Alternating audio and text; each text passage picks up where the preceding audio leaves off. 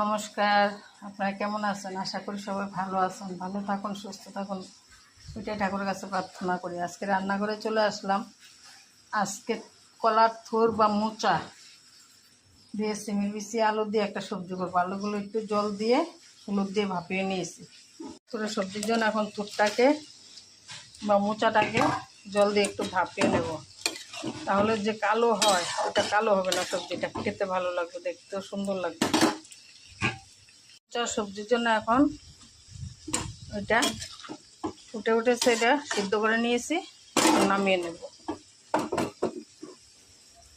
মোচার সবজির জন্য আলুগুলোকে ভেজে নেব। আগে নুন দিয়ে হলুদ দিয়ে ভাপিয়ে নিয়েছিলাম। এখন নুন দিয়ে আলুগুলো ভেজে নিয়েছি, এখন এগুলোকে তুলে নেব।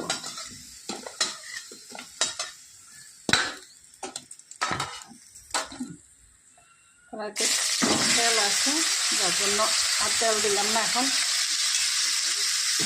মোচাটা ভেজে নেব, মোচা কিংবা ফুট যে যা বলে থাকেন, এটা এখন ভেজে নেব।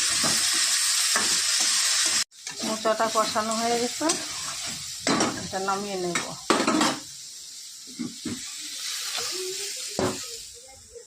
কড়াইতে তেল দিয়ে দিলাম, 2টা লঙ্কা, তেজপাতা, ফোড়নে দেবো 5 ফোড়ন। এখন এর মধ্যে মশলাটা দিয়ে দিলাম।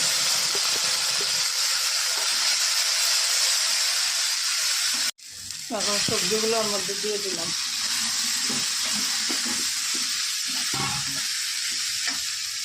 চামচ চিনি দিলাম, কারণ চিনিটা দিলে খেতে ভালো লাগে। দিয়ে দিলাম। এখন পরিমাণ মতো জল দিয়ে দিলাম, স্বাদ মতো নুন দিয়ে দিলাম। এটা হয়ে গেছে। 1 চামচ ঘি দিয়ে দিলাম, কারণ ঘি দিলে সবজি খেতে ভালো লাগে, নিরামিষ সবজি। মশলাটা দিয়ে দিলাম। সবজিটা হয়ে গেছে, এখন নামিয়ে নেব। আপনারা এইভাবে বানাবেন, খাবেন, কমেন্ট করে বলবেন কেমন হয়েছে। দেখুন সবজিটা কত সুন্দর হয়েছে। যারা নিরামিষ ভালোবাসে না ওরাও খাবে। ধন্যবাদ।